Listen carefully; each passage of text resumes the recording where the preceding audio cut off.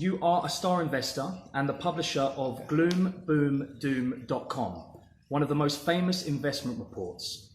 You had a great interview with Alex Jones from InfoWars. When you talked about we are in a multiple bubbles system right now, is this a result of quantitative easing and low interest rates of the central banks?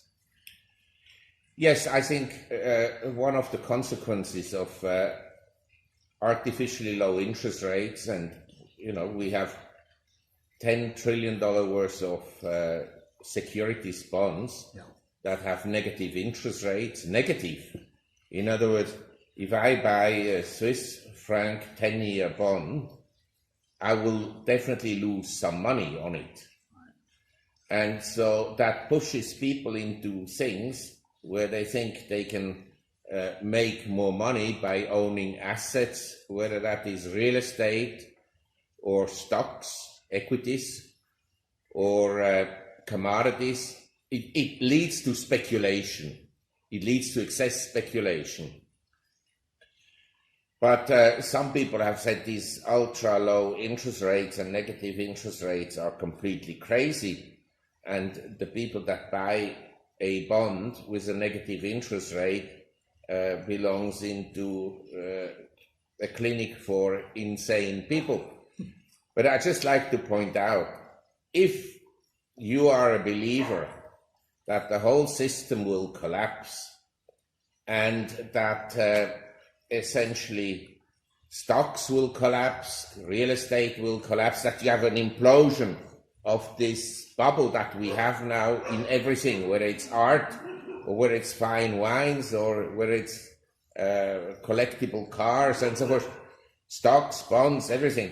If you believe in that collapse, then maybe to own a bond where you lose over 10 years only 2 or 3% is not the worst investment. You understand? If everything collapses by 50%, but you own an instrument that will give you a loss of just 3%, that is maybe not so bad, relatively speaking. That is the way some institutions will think.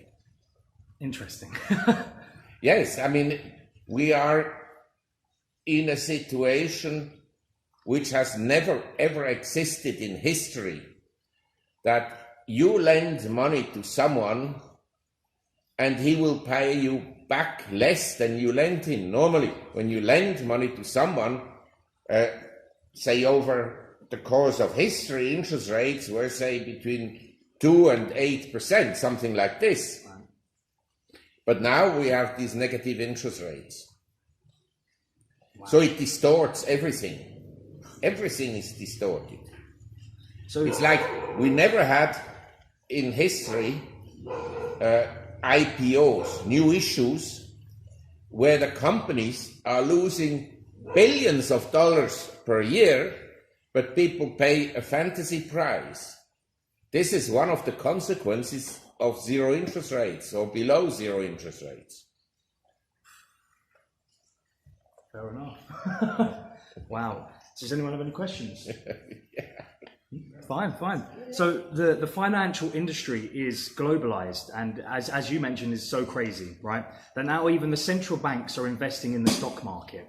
The global player and the stock market companies are producing and selling all over the world. Do you still see any advantages or disadvantages of US, European and Asian located companies? And in which areas do you see economical growth potential?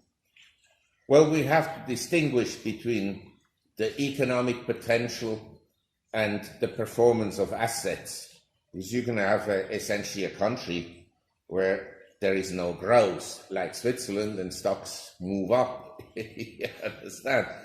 And you can have a country where the economy is growing a lot, like Vietnam, and stocks have basically been disappointing. They've gone up, but then they came down again. So we have to distinguish. Clearly, from my perspective, and I travel a reasonable amount of time, and I see many different countries, I think Asia has by far the best potential. You know, you look at China, India, we already have essentially more than a third of the global population living in these just two countries. Then you take Indochina, which would include Vietnam, Thailand, the southern part of China, Yunnan province, and then Myanmar, India, Bangladesh, and South Malaysia and Singapore, and further south, Indonesia. You take the whole region there, you have again a huge economic bloc with enormous potential, because these countries are being now kind of connected through rails and bridges and roads, built mostly by the Chinese. But at least they built something, you understand? This is amazing if you look at some of the projects the Chinese built. Industrious, aren't they? Yeah, it's unbelievable, because it requires very high technology to build, say, a mine in the middle of nowhere in Mongolia, or it takes a lot of technology to build a road through the mountains. I mean, we in Switzerland, we've done this for more than 200 years, but it's more expensive to do in Switzerland than to do it with a Chinese construction company. That's the big difference. And when the Chinese say they do something, it's done. Yeah. The Americans, they say, oh, we need financing by the World Bank or Export-Import Bank or whatever it is. And then all these idiots that work for these organizations travel to these countries for 10 years, stay in the best hotels, and still can't make up their mind. And so never anything gets done. Oh, that's wonderful. So, like, obviously, with that in mind, you mentioned about Vietnam having exponential growth. However, there was, when in the stock market there has been a slump. So, is there any time when you believe that would level out? Yes, actually, this is a very good question, because if I look at the world, I think increasingly we will see a move away from indexing. You see, the last, say, 10, 15 years, institutions, they came to believe that to invest in an index through an ETF that has very low costs is more rewarding than to give the money to a manager. But I believe we're moving now into an environment where stock selection will become very important. If you look at China, the Chinese market has performed badly over the last few years, with the exception of this year. It rose by almost 20%, and now it came down, but it's still up something like 15%. But by and large, a lot of Chinese companies have been a disaster. But some companies have done very well. Chongqing Beer, they have a brewery, and it's a joint venture between Carlsberg and the Chinese brewery, and they've done very well. Or you take the Shanghai International Airport. An airport is a very desirable kind of infrastructure, because you own real estate and you can rent it out to the shopkeepers, to the duty-free shops and so forth. So again, the stock has essentially trebled in the last 1 year. Or you take Mengniu, China Mengniu. It's a joint venture with Danone. It's very successful. And you have in China some companies that are world leaders. That's why the Americans hate China so much, because they thought we can kind of colonize China and behave like imperialists. In other words, the dumb Asians, they work in factories and make shoes and whatever it is. They sell them to Nike for $10, and Nike puts a stamp on it and sells it for $120. But that has changed. Now the Chinese, like Huawei, is way ahead in terms of patents and technology, way ahead of American companies. That's why they are so upset. Suddenly, the little baby, the little Frankenstein has become a big Frankenstein, and that annoys the Americans. Interesting. So a similar bubble could be the hype about medical cannabis companies in Canada and the US. On the other hand, more and more countries are talking about legislation. You are living in Thailand and the government is planning to open soon. South Korea opened already. The market is huge. How do you see this investment opportunity? Well, if you look, say, at the dot-com bubble, a lot of companies went out of business or the stock went down and never recovered fully. Cisco never recovered fully, and Intel briefly recovered, but just briefly. But the point I want to make, you will have thousands of companies that are in that industry, cannabis, and maybe 10 will do very well and the rest will not do so well. And a lot of companies will go out of business. A lot of companies will be taken over. So what I hinted at before, the selectivity will be very important. Say, if in '99 you invested in a basket of NASDAQ stocks, the high-tech, media, telecommunication, most stocks lost money. But all you needed is one, Amazon, to do very well. After 2000, the peak in 2000, Amazon went down 70%, but then it recovered and made new highs, and that's been a very good investment. So I think if you take a long-term approach to the sector, I tend to think that there is a huge opportunity lying ahead. But as I said, it's like in mining. Most mining companies that are listed in Vancouver, they go bust, maybe 95%, or they'll never make money. But all you need is one that makes money and it can go up a lot. And so how long have you lived in Thailand now? Well, I lived 30 years in Hong Kong and now almost 20 years in Thailand. Wow. And so what would you say are the biggest financial differences between Thailand now and Hong Kong potentially in its peak? Well, Thailand is a completely different society than Hong Kong.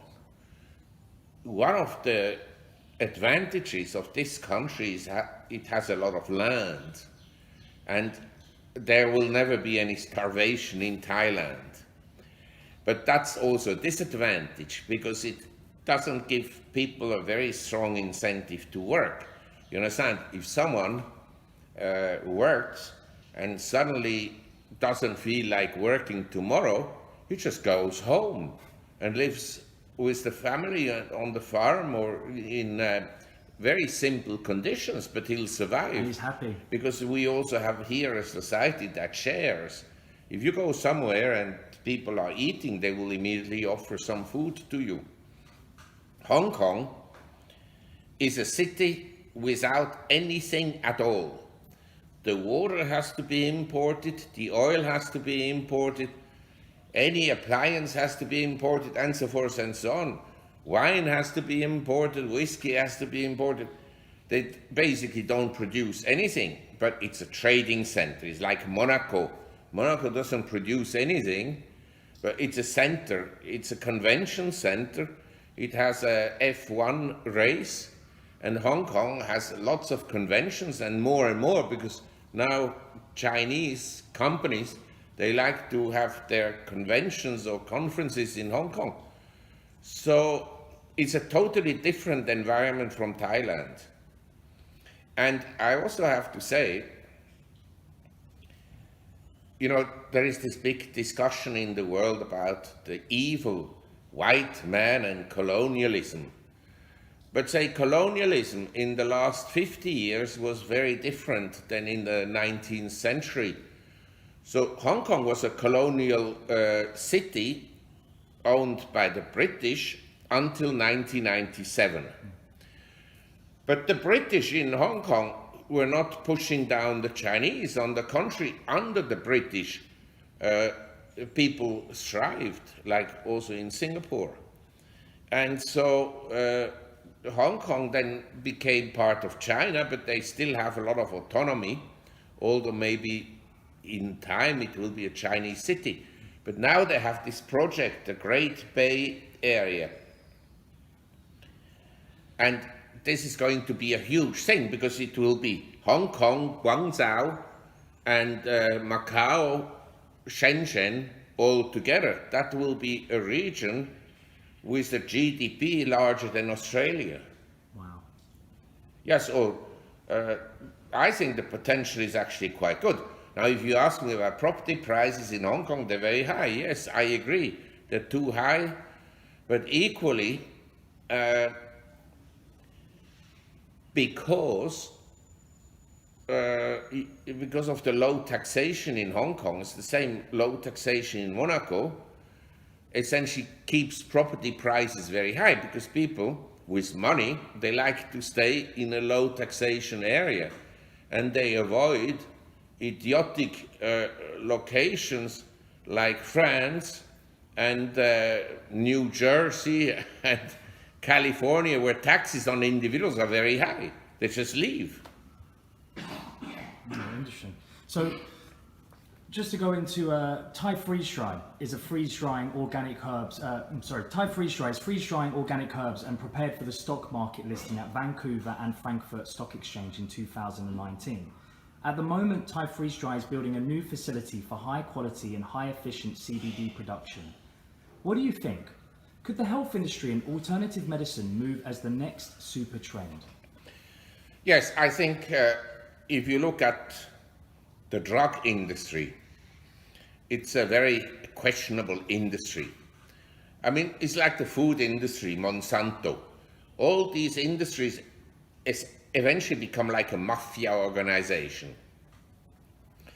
And the pharmaceutical industry, they have basically no interest in healing you.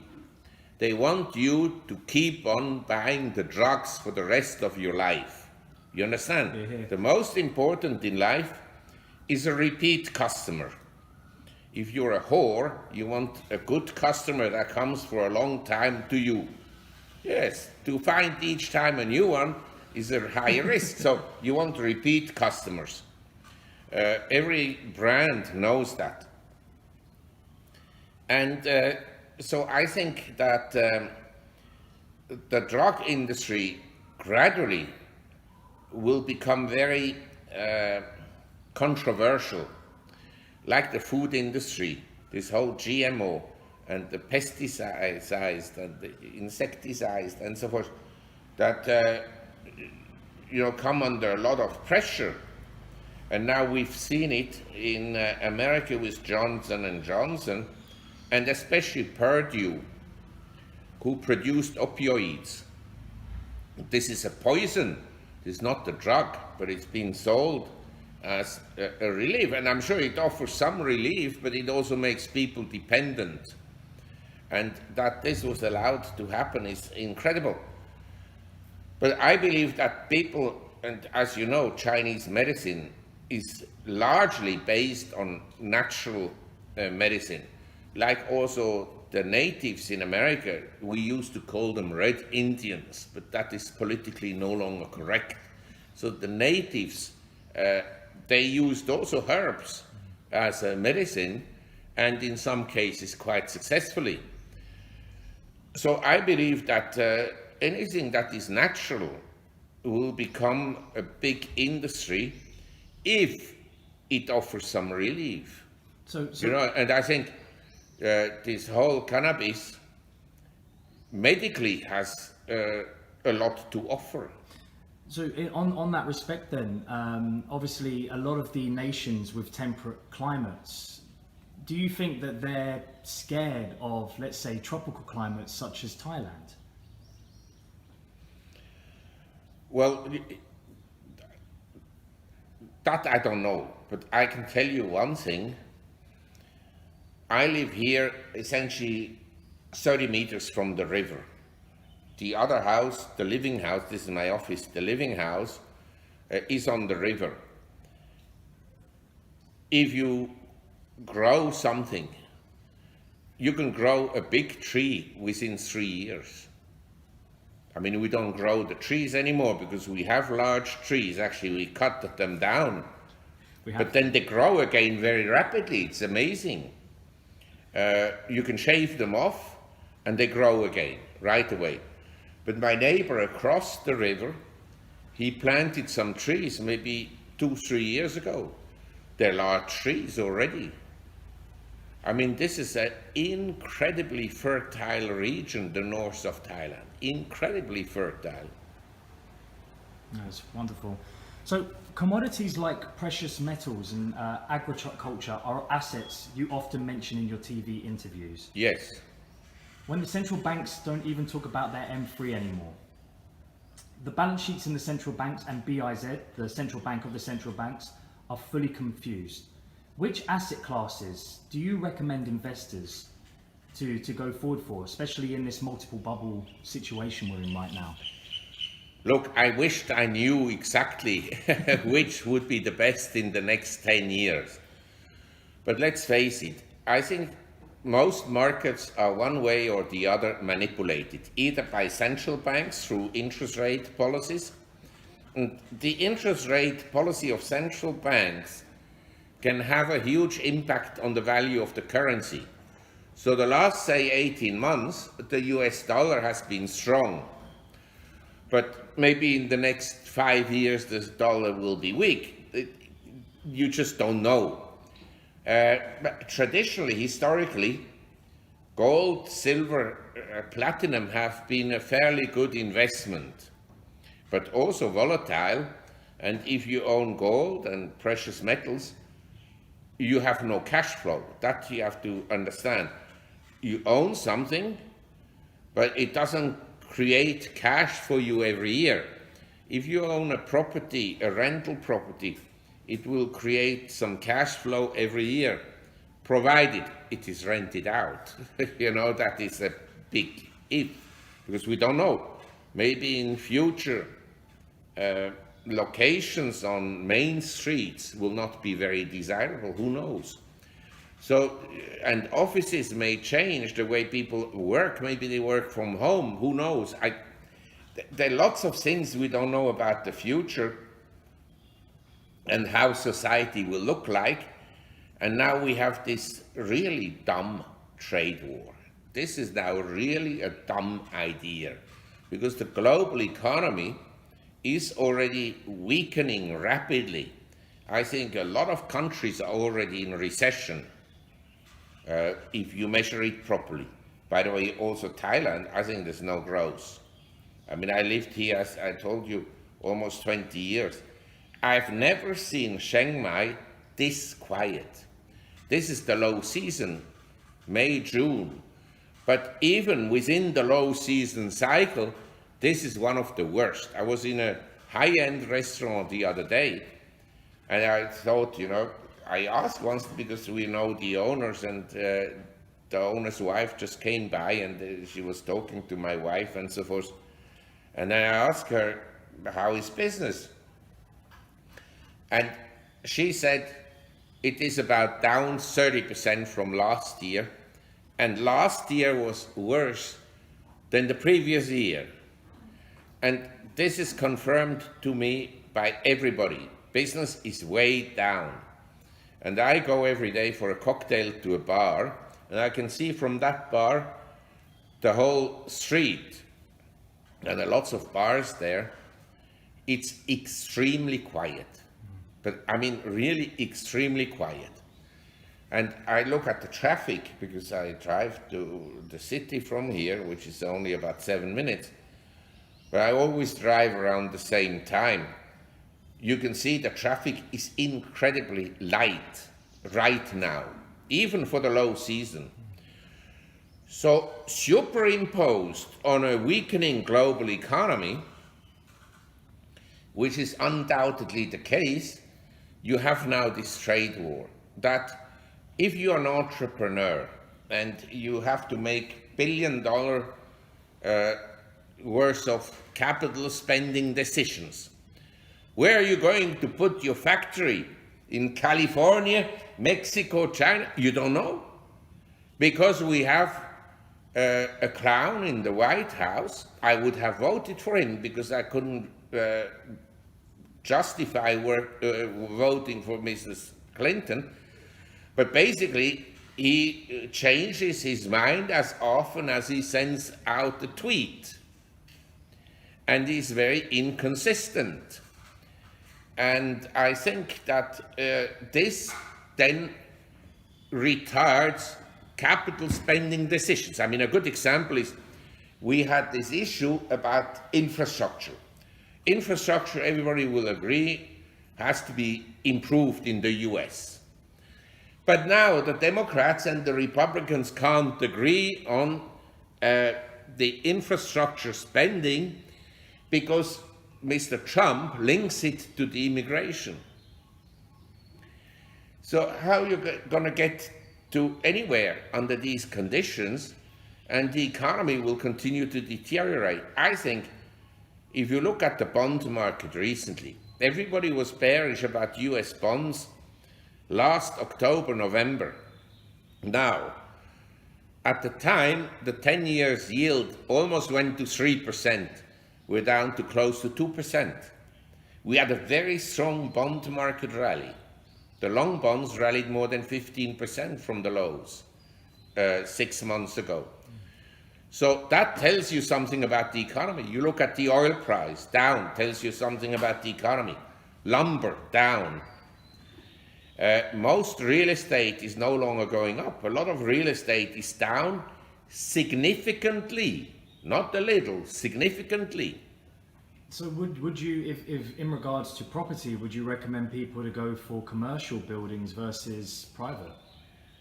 I think raw land is quite good, in my opinion. But in absence of knowing how the world will look in 5 or 10 years' time, I would tell any investor, look, you better diversify. You own some stocks, you own some bonds. Maybe you think that bonds are unattractive, but as I explained, under certain conditions they could be attractive because you lose less money. And you own some real estate and you own some precious metals, and you take a joint once in a while to enjoy the decline of the Western world. Thank you very much for the interview, and we hope to invite you to meet the Hill Tribe farmers and also the Thai freeze-dried facility. Yes, I hope that I can taste this stuff.